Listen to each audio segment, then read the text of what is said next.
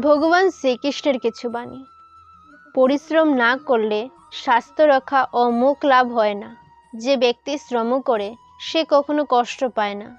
যে ব্যক্তি যে দেশ জন্মগ্রহণ করে সেই দেশের কল্যাণ সাধনের জন্য সর্বদা যত্নবান হওয়া তার প্রধান ধর্ম এবং তার জীবনের সর্বপ্রধান কর্ম। আমি দেশ সাচারের দাস নহি। নিজের বা সমাজের মঙ্গলের নিমিত্তে যাহা উচিত বা আবশ্যক বোধ হইবে তাহা করিব। লোকের বা কুটুম্বের ভয়ে কচাত কুৎসিত হইব না।